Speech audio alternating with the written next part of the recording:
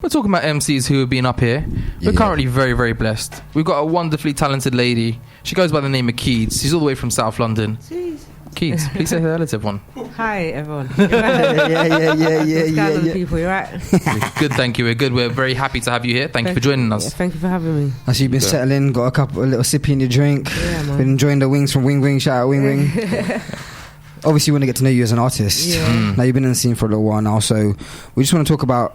We always ask the artist the originality of the name. So where did the name Keedz come from? Where did that originate from? Is it something that's been stuck with you always, or is it something you've changed into? The name it comes from my actual name, so it's like a short version of my actual name. Yeah, so. Which is what? Do you want to share that with the listeners? I know. I don't know. Yeah, my name's Makeda. So Okay. That's nice. Sure, That's nice. But yeah. So as I said, we want to get to know you as an artist. So where did the kind of musical journey start from you? Or like where did it click for you where you know like this is what I want to do full time? Okay, where it clicked for me, probably when I was about 16. Okay, like cool. Days, so you're like what? You're like end of GCSEs, beginning of college. Obviously, it's like, oh, what are you gonna? What you do next? Yeah. Now I hear that. And like naturally, my mindset was like, yeah, go college, get A levels, go uni. Of course, because that's what they tell us to do, innit? Exactly, but it was like, no, I want to do.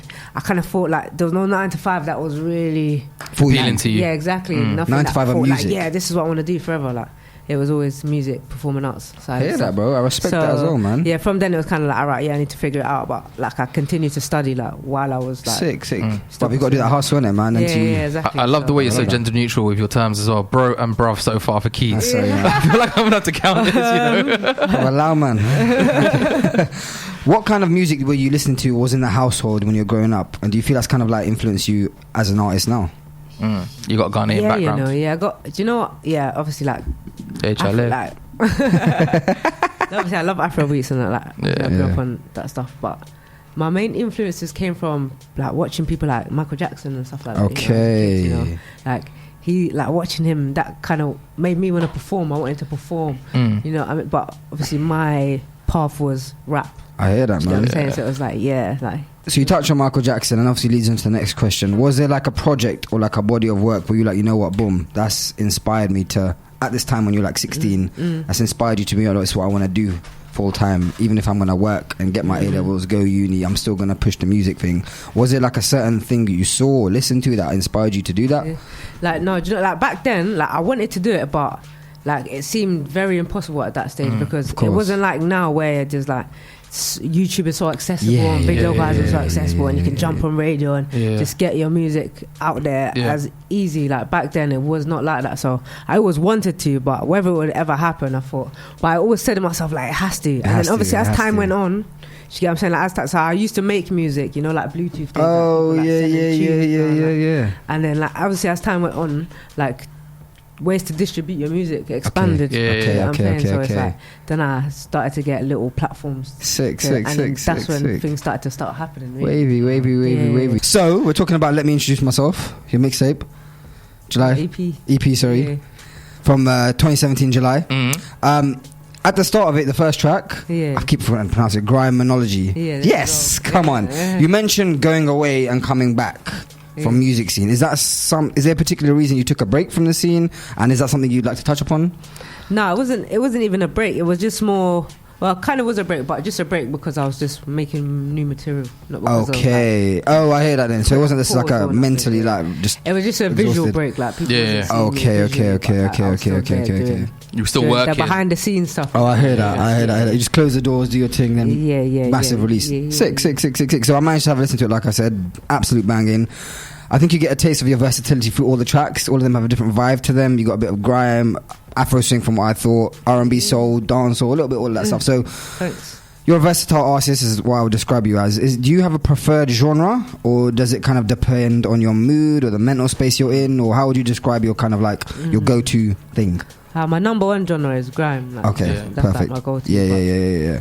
That coincides with rap as well, so it's like rap and grime. Sick. And then like sometimes I might feel a bit melodic and that. So because you're singing on it as well, bro. Thank You Mama and stuff will come up. Yeah. Like, do you know what I mean? Or like some like airplane mode where I'm feeling a bit more chilled. So I think it was the gal them who were talking about Thank You Mama. Like I remember reading it somewhere a while ago when you dropped Thank You Mama, and they were like, "This is dope." And I can't remember who it was, but it was actually a very well-known platform who were talking about it, because I know you've been featured by Noisy before, being up on One Extra, but I swear it was them who was talking about that one. That's sick, bro. That's sick. That's sick to know, man. Yeah, come. So obviously that versatility we're talking about, we were just talking off air about a potential new EP.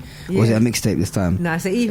Another EP. Okay. Are we going to see the same sort of like approach from you, like vibe? Nah. This one is a bit more like it's less versatile. It's a bit more like it's a bit more focused on one thing. It's more like grime rap, sort of like hard hitting. Okay. Yeah. Do you get what I'm saying? Like it's called Hood Girl, Good Girl. Okay.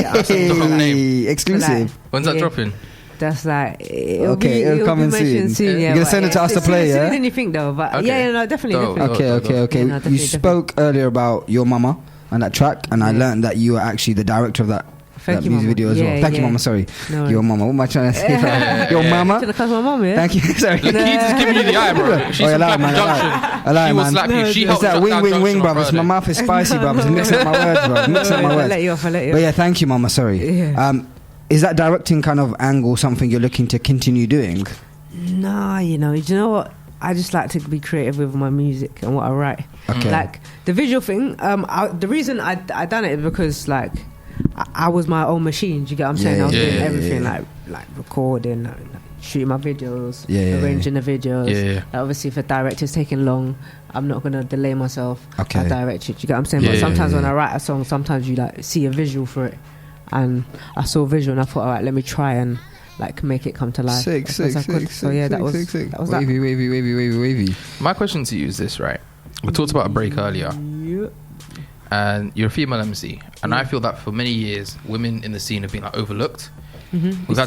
Yes. Okay. Cool. There's been some cold artists who come out. Women like Lioness, who could probably have it with any guy out there. Yourself. Anytime I play you to somebody else, they're like, "Yo, who's that?" She's cold. Maweed told us about his brother earlier. This week, I was sending you. Once I knew you were coming up. I sent you out to a few friends that I know within the music space, and everyone was like, "Yo, who's that?" And I was like, "Wow, how do you know?" Because you've got videos going back 6 years. On YouTube. The Sir Spyro thing was cold. Like hard. It was, Shut it down, bro. It was special. That was special. Thank you. But how do you feel? Do you feel the scene's evolved in a positive way, or do you feel that being a woman, you've kind of been held back in terms of being able to be as big a star as you potentially could be, based on your actual talent and ability? Yeah, I feel. Naturally, I think as a woman in the scene, you have to like work like 10 times harder than the next guy, you know. But it didn't like stop me from continuing to do what I was gonna do. Do you know what I mean? You just gotta like, I suppose.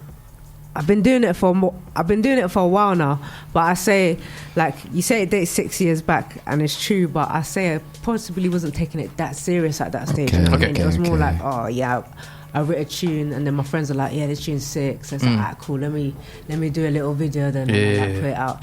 But these times I wasn't really taking life seriously, so to say. Do you know what I mean? You're just still young, like just doing things. But it got to a stage where, so I was like a couple of years in where I was always getting like quite positive comments. And I think from that stage it was like, you know, when it get to the stage like, all right, what am I going to do with my life? I was like, it was that stage where I was like, all right, let's start taking it seriously now. So, you know, so it dates back 6 years, but I'd really say my full like commitment has been like about 3 years now, like about 2.5 years. Right. Six. So like in that space of time, that's when I've seen things really blow up, basically. But again, like I'm having to work 10 times harder that, man. than the other guy. You get what I'm saying? So that's a real shame to hear that, actually, because you are, again, like I said, super talented. But we're gonna be a pioneer in it, man. Like, you know, slowly but surely, like things are happening. You know, I'm getting like sick opportunities. You know, it's a bit like a roller coaster, so to say. Like 1 minute you're on a high, and like everything's happening, and this, that, and then next minute it's a bit quiet. And you get what I'm saying? I hear that, man. Sick. But when the new music releases, you know, we're excited for that, things will man. happen, man. So yeah. Alright, dope. One of my questions for you off air that we're talking about. Now we want to put this out in front of everyone else. I've seen some collaborations on YouTube when I looked up your catalogue of what music you'd put out there previously. And I noticed that there were a few collaborations with female artists. And I wondered whether it was a conscious or subconscious decision for you to make to be working with other female artists, having them feature essentially on your music. Yeah, I think we say it was an unconscious decision. Like I just they happen naturally is because the feature that I had, like Jane Doe, that's my friend from like years back, we go way back. Yeah. You know what I'm saying? So she recently started, like last couple of years, like a year and a half, started doing music. So yeah.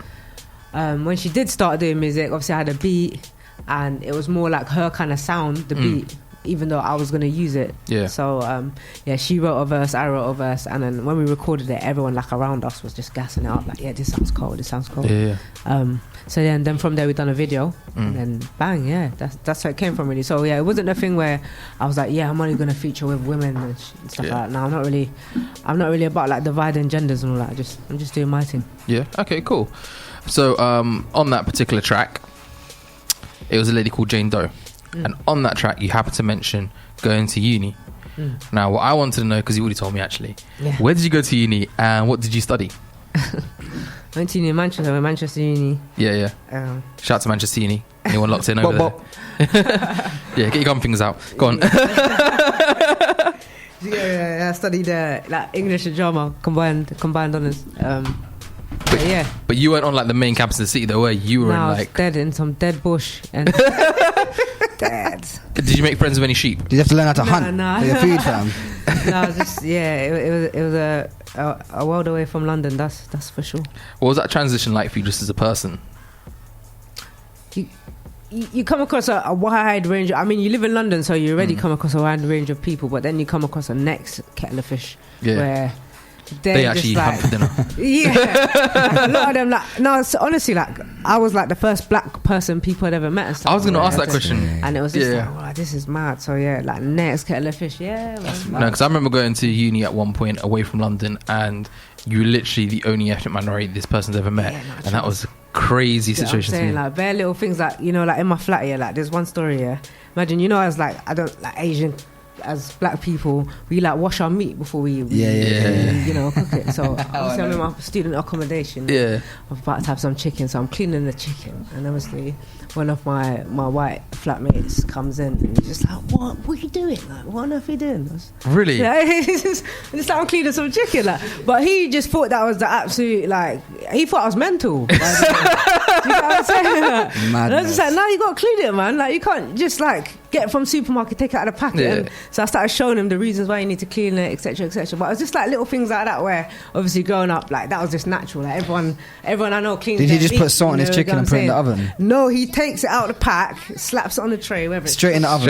I bet he didn't put foil on, did he? And then just no foil, and then just straight in the oven, like just eat it like that. Full blast, like, wow, like no settings, just that's it. No seasoning, nothing, straight from the freezer. I kind of like this guy at the same time though. Yo, bro. By the end of it, did he realise he had to wash his chicken? Was he washing his chicken by the time you guys moved out? When he saw the stuff that had come off the chicken after I cleaned it, and obviously I seasoned. He thought the seasoning was because I'd cleaned it, so he thought it tastes that good because I cleaned it. I was like, no. Yo, add some stuff on it, bro. And then so I showed him a few little things in there. And it changed his life. He's transformed now. Do you get what I'm saying? So it's like life experiences, man. Like you meet people. Has he now got more black friends because of his experience with you? I doubt it. I've met people like that at uni, and I was just like, wow, thanks, man. Like, I doubt it. He was too a bit too much about it. Like, everything was like, oh, black this and black that. Like, oh, like what do black people do? Like what do black people? I live with people like that. Yeah. But Asians, for me.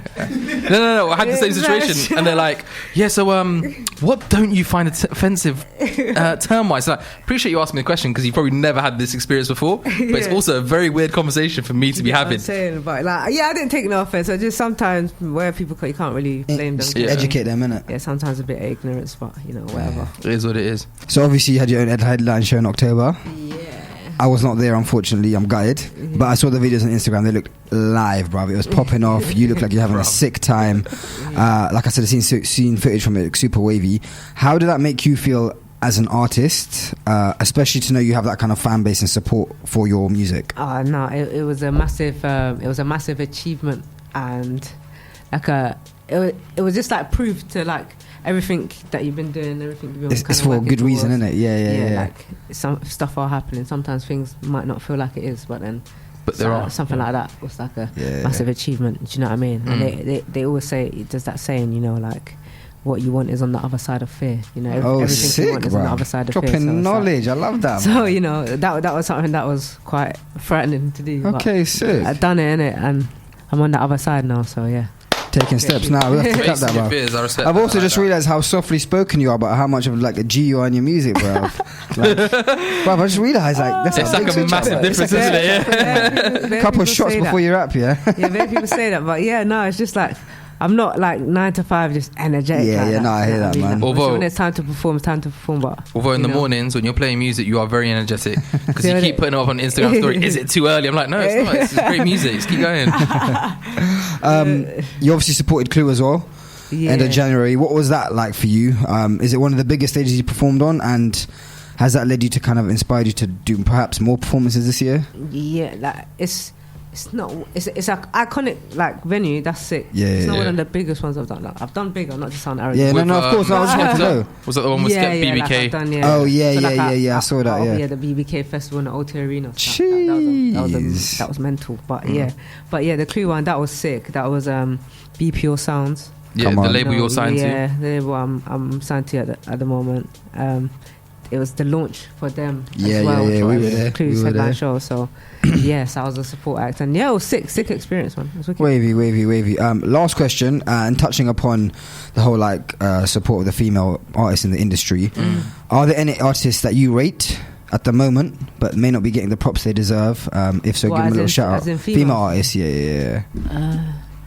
Do you know what? I think the ones that are getting the recognition now probably deserve it. Like I'm not too aware of. I think that's a difficult one because there's not that many female artists out there, really. Yeah, exactly. Do you know what I mean? So should we let that one marinate? Should we let that question marinate? Yeah, that's it. Okay, talking about chicken in the break. We let that one marinate. Who would you like to collaborate with in 2019? Oh, do you know what? That's a hard one to answer because I haven't really thought about it. I've been so focused on my own material. I haven't thought about it, to be honest. That's cool. Fair play. Whatever happens. I've got a sneaky question. You studied English. Who's your favourite author? No, I'm not. Man's putting you in the spot. I don't have a favourite. To be honest. Do you not? No, I don't have favourite. Any books or plays? I like the sort of books I like empowering books. Like motivational books, empowering books. Power of Now. Sort of like teach you lessons in like metaphorical using like metaphorical terms or like stories which help you like you can like adapt into your life and sort of sick. Philosophical sort of stuff. I like that. And there's an author, Jerome Dickey. I quite like. Jerome Dickey. Yeah, you know about Jerome? I quite like his books too. He's alright. Go. Yeah. Sick. I got another question. Now, we all know it's very frustrating when you're an emerging artist because you put so much work in. Sometimes you don't really get what you want out of it. A lot of fear, a lot of play on mental health within the media entertainment space. It's become more and more prevalent. What do you do? What are your hobbies to essentially switch off and just get that balance, if that makes sense? Just to reset. I just, I'm quite a sociable person, I'd say. So that's just probably like linking up with a few of my people. Yeah. Just chilling out, doing nothing. Vibing out. Yeah. Hear that, bro. Are you one of those on Snap, like just spare like Snapchat filters? No. You don't seem like that, man. You don't seem like that. Not every day. Obviously, if I'm at somewhere, and it's little the motive and it's looking Snap worthy, it's still worthy. Okay. It's gonna go off, innit? But I don't walk around constantly. Not like Moeed. This guy's a joker. I see you more time than me, fam. I am all over Instagram. I'm not gonna lie. Especially last night. But anyway. Oh yeah, I saw that. I'm glad you enjoyed it. If the time's right, I'll snap. We're going to talk more specifically about a tune that you released a little while ago. It's one of the older tunes you released on YouTube, Broken Silence. Yeah. For me, it's a very deep, relevant track. What was it like writing something like that? And is that something you kind of find easy, or something that, because you're talking about real life events, like it just comes naturally, or like what was the process behind that? No, do you know what? I kind of thought like, I've always, before I kind of started really doing the stuff that I do now, I like to do like not conscious stuff, but like meaningful stuff. No, I hear that. I wave so, but like just kind of So, but I was sort of like private lyrics, so to say, like so I'd write the lyrics regarding like what I'd seen and stuff like that, and it was like watching telly, seeing there was lots of different stuff happening at the time. Like felt like the world was just like going to come to an end. You know, people were like, it's going to be World War III soon, like stuff that was happening. So I was like, yeah, damn man, there's bare stuff happening. So I ended up just like writing a track about like each individual things that I felt were like a big topic at the time. Okay, sick. And then like when it came together though, it sounded. The first thing that got me going was the beat. When I heard the beat, it just made me want to like get deep. Oh no, man! And then, it's a sick track, bro. I loved it. thinking about Is that your creative process, hearing the music first and then writing to it? Yeah, hearing the beat first. That gives me like the push. Yeah. And then it starts getting all the creative juices flowing. Is it? But sometimes I just come to my mind. And is it always like is it ever like writing the whole track from beginning to end, or is it like you can do the beginning, then a line from the second verse, and then the chorus, and then the hook, and then the bridge, and all that kind of? Or is it like, how does it work for you? Yeah, sometimes it gets a bit like that. It's all a bit all over the place, but and then I just piece it all together and make the track. But yeah, sometimes like I never start with a hook. Like I know a lot of people like write the hook and then build a song around it, but I usually start with my first verse and then like see how that's leading, and then that will kind of like inspire me to like what the hook's gonna be. Sick. Obviously, you switch up the vibe. Drill like them, man. Yeah. You and Jane Doe. Again, I'm gonna ask you a similar question, man. What was it like writing something like that? That's completely different to that vibe. Is it something that you can just do? Did you write it together, like line by line, or was it like something you did and she did and you joined it together? Yeah, like we was just in the studio, and obviously she was writing, I was writing. Yeah. But it's a thing where it wasn't that hard because I'm not a drill artist, but like I come from that background. So I think there's a lot of people out here talking and stuff. They don't really know what they're talking about. I want to see the ballet in the music video. Do you get what I'm saying? But like there was a stage, obviously growing up and that, where you grow up, you become a bit of a product of your environment. I hear that, man. But so I was involved in certain things and fell into the wrong stuff. So like writing a track like that, it was like easy. It was something that I can easily do, whereas I kind of avoid doing it because it's like I feel like it's the easy option. Do you know, there was a bar in that, and I looked at it and thought, that's so dope, that's so cold. And it's about you being in a dress. I'm not going to say what it was on air because we're on radio, but that bar, I was like, wow, you kind of killed it. And you got Jane Doe there, you're both looking hard. You got to listen to it to find out what the bar is, man. So log on to YouTube and type that in, bro. Last one we're going to touch on this link is obviously the Skepta Levi's music project. If you guys haven't seen that, there's a big interview, I think like 10-minute thing online, where you and a series of artists were like kind of mentored by him. How was that experience for you, and what did you take from that? Yeah, that was about 2 years ago now. Yeah. No, that was a sick experience though. Like the main agenda was to do a show for the V&A Museum. I saw that as well. Exhibition and stuff like that. But they went, like Skepta was the artist opening, but they wanted them to open it with a showcase of like new artists. Sick. How did they find you for that? Or did you apply for it? No, I done a show separately, and then like the right person was there basically. Sick. And then like showed my stuff to Skepta and his team, and then I got told like, they're feeling you, they want you to get involved, come down. That's why you always got to bring the energy no matter the performance, bro. You don't know who's watching, innit? Exactly. Yeah, exactly that. What's it like being around Skepta as an artist, given how important he is to the grime scene? At first, it was like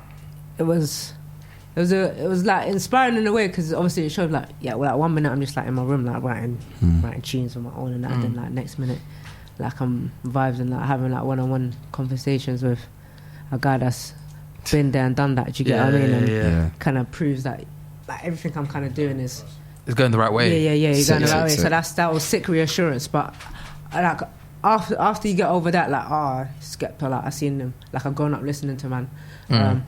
But the thing is, I was never really a massive fan. Obviously, I just knew Skepta because I love how you said that. No lies told. I love that. Obviously, I know Skepta because he's from way back, and he's like grime, and I was always into grime. So it was sick, but it wasn't like a starstruck thing when I saw him. That's what I'm getting at. It was more like when I saw him, it was like, I respect this guy's hustle, I respect what he's done. And then obviously getting to talk to him, and then realising he gives off that vibe like he's just a normal guy. Like, you get what I mean? He doesn't come across like that celebrity type kind of guy. So like after a while, you just sort of forget sometimes that it's like Skepta, so to say, and just like talking to your friend really. Sick. I've got to ask you something though. Top 3 artists of all time. Of all time? Yeah. Boom, Michael Jackson, number 1, Okay. You like T-Boy, he loved Michael Jackson. Anyone ever said that? Oh, is it? He's also signed to Beep Your Sounds. I feel like there's a little conspiracy here. Not even, Bring MJ back. Probably the era, innit? The generation maybe. Okay. But Michael Jackson, I don't know who follows that, Should we let that one marinate? Yeah, we have to let it marinate, because to be honest, like, it hasn't really, no one's really fell into the box since MJ. Yeah. So we're just going to touch on, to round it all off, plans for 2019. Obviously you mentioned a bit earlier your EP that's coming out, Hood Girl Good Girl. Got it right this time. What can people look forward to in when they hear that? What's to be expected? Some real ish Yeah. I like that ish. I know you send stuff on radio. Thank you. Is it gonna be a bit longer than your last EP? Yeah. So this one's gonna be 6 tracks. Sick. Whereas my other EP was 4 tracks. And 100% grime. And no, not 100% grime. Okay. But always floating between grime rap. Yeah. That style. Yeah. But yeah, it's just kind of like saying it how it is. Kind of sick. Kind of a raw introduction. For people who haven't had the privilege of listening to you yet, where can they find your music online? Everywhere. Spotify, iTunes. What would they have to search? Deezer, whatever streaming thing you got. KEEDZ. So get on that, people. KEEDZ. I feel you're about to bust into freestyle when you're like KEEDZ. No. And your socials and stuff, where can people find you and contact you? Instagram, Twitter, that's Keedz, that's KEEDZ A million. One word. Keedz a million. Yeah, Keedz a million. Get on that, people. That's one word. Snapchat, Keedz_101. 101. Bow. Okay. No, I'm lying. I changed it. Did you? It's Keedz A million as well now. Keedz a million. Yeah, I made things a bit more instinctive. Okay. Yeah, that makes sense. So Keedz a million and everything. Keedz a million as well. Yeah. Sick. Yeah. Wavy. Well, thank you so much for joining us this evening, Thank you man. for having me. Man, it's been an absolute pleasure to interview you, get to know you as an artist, and good luck finding your car. Yeah, I still don't think we figured that one out yet. Yeah. Oh yeah, you didn't tell us a top 3 artists, top 2. What was left? No, I don't have them. Is it straight up? It's just Michael Jackson. That was it. Michael Jackson. Yeah, Michael Jackson. Michael Jackson. One was black, one was white. That's 2 spots. Hey. Who inspired me though? Wasn't it the question? Wasn't it? No. It's like your top 3 artists of all time. Like you just like to listen out for your favorite artists. I'm a massive fan of Afro beats and stuff though. You know, like I'm very cultured in that way. So a lot of stuff I listen to. Fela Kuti. No, I don't know those. You know. Yeah. That's calm. The Nigerians in the room are not very happy with that particular statement. You didn't know who Fela was. So yeah. So yeah, my musical stuff. MJ straight. Did you say Sarkodie? Sorry. Yeah. He's a G in the thing. Is anyone else? Nah, not no one that's coming off the dome. No problem. So but no, I respect like NWA though. NWA. Their whole setup. Hard. That's mad. Yeah. Sick. So again, it's Keedz a million on all socials. Yeah, people can find you. Yeah. Sick. Wavy. Thank you so much. Yeah, Keedz, laters, man. Thank you for joining us. Thank you so much for having me.